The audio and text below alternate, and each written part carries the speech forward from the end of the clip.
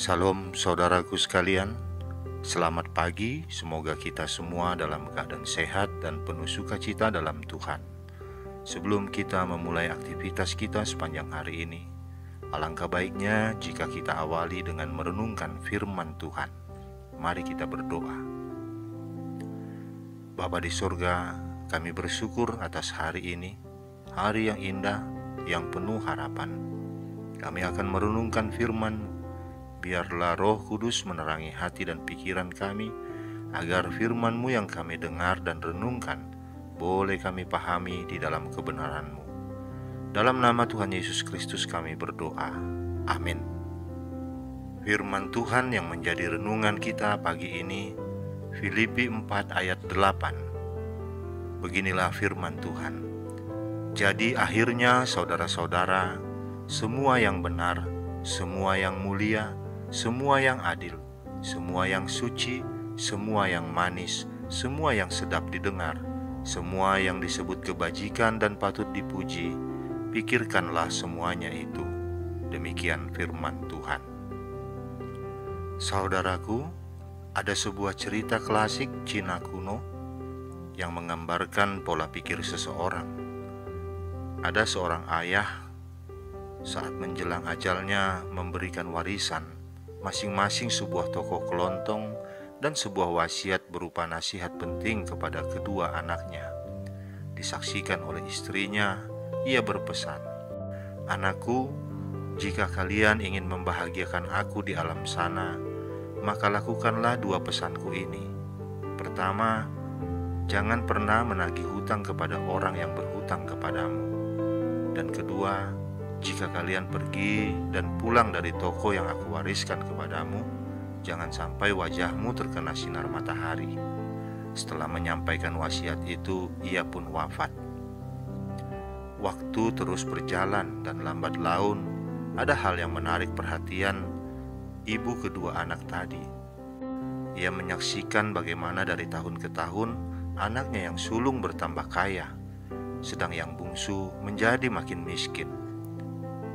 Mereka mendapatkan warisan sebuah toko yang nilainya relatif sama. Namun bagaimana hal itu bisa terjadi? Pada suatu hari sang ibu menanyakan hal itu kepada si bungsu yang sedang berkunjung ke rumahnya. Si bungsu pun menjawab, "Ini karena aku mengikuti pesan almarhum ayah. Ayah berpesan bahwa aku tidak boleh menagih hutang kepada orang yang berhutang kepadaku. Akibatnya modalku susut karena orang tidak membayar, sementara aku tidak boleh menagih. Ayah juga berpesan supaya kalau aku pergi atau pulang dari rumah ke toko, tidak boleh terkena sinar matahari. Akibatnya aku harus naik beca atau naik andong, padahal sebetulnya aku bisa jalan kaki saja. Ini membuat pengeluaranku bertambah banyak. Jadi semua ini terjadi karena aku menaati pesan ayah." Si ibu terdiam dan tak tahu harus berkata apa. Hari berikutnya ia menemui anaknya yang sulung dan bertanya bagaimana ia bisa bertambah kaya dari tahun ke tahun. Ibu yang semakin tua ini ingin tahu rahasia sukses si sulung agar bisa diajarkan kepada si bungsu. Si sulung pun menjawab, "Aku berhasil karena menaati pesan ayah. Karena ayah berpesan supaya aku tidak menagih hutang kepada orang yang berhutang kepada aku. Maka hampir tidak pernah aku memberi hutang kepada orang lain, sehingga aku tak perlu menagih. Ayah juga berpesan agar aku jangan terkena sinar matahari saat berangkat ke toko atau pulang. Karena itu aku berangkat ke toko sebelum matahari terbit dan pulang sesudah matahari terbenam. Tokoku buka paling pagi dan tutup paling malam, sehingga bisa melayani lebih banyak pembeli dan menjadi laris. Jadi ibu, ini semua aku lakukan untuk menaati pesan almarhum ayah." Saudaraku, dua orang anak mendapat warisan dan wasiat yang sama dari ayah yang sama. Namun yang menjadikan mereka miskin atau kaya bukanlah warisan atau wasiat ayahnya, tetapi bagaimana sikap mereka merespon wasiat itu sesuai dengan sudut pandang dan pola pikir masing-masing. Mindset atau pola pikir dapat diartikan sebagai suatu kumpulan pemikiran yang terbentuk sesuai dengan pengalaman, dengan keyakinan, sehingga dapat mempengaruhi perilaku dan cara berpikir seseorang dalam menentukan suatu sikap, suatu pandangan, hingga masa depan seseorang.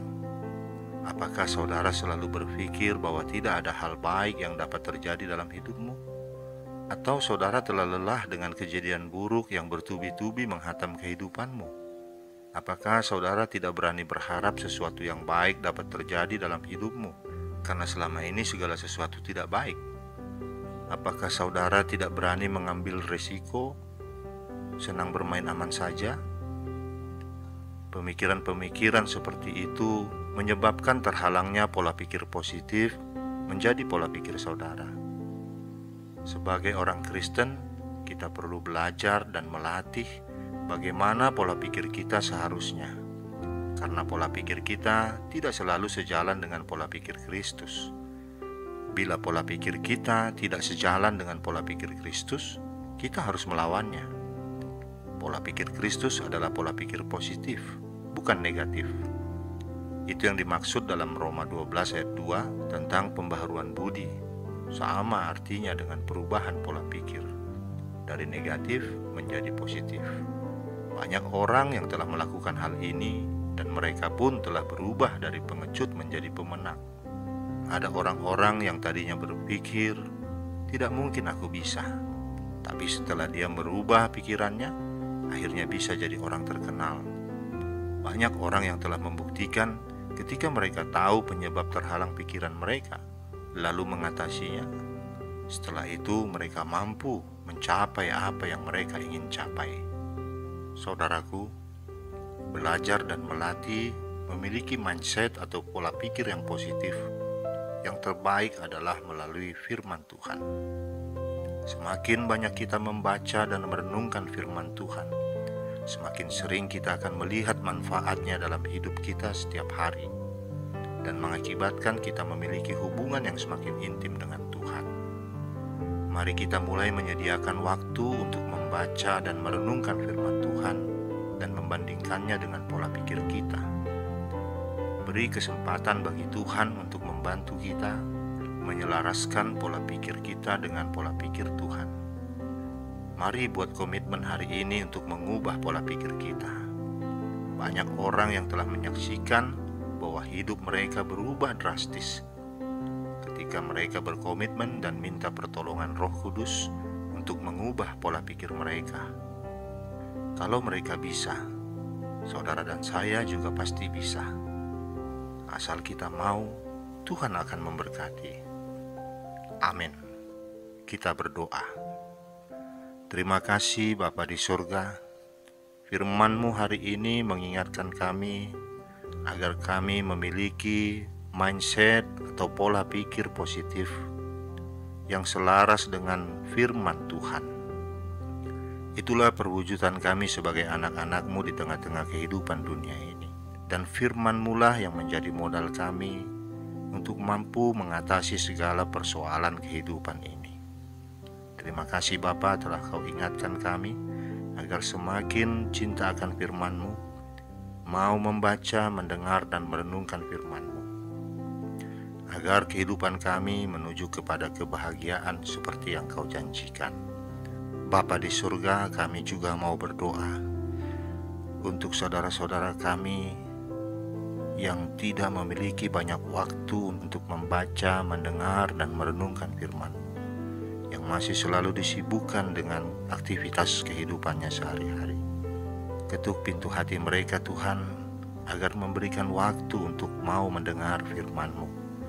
Beri kami hikmat untuk mengingatkan, menegur mereka, agar mau membuka hati mereka untuk mendengar firman-Mu. Sebab kami yakin dan percaya, firman-Mu akan menuntun kami kepada suatu kehidupan yang benar. Benar di tengah-tengah dunia ini, dan benar juga di hadapan-Mu.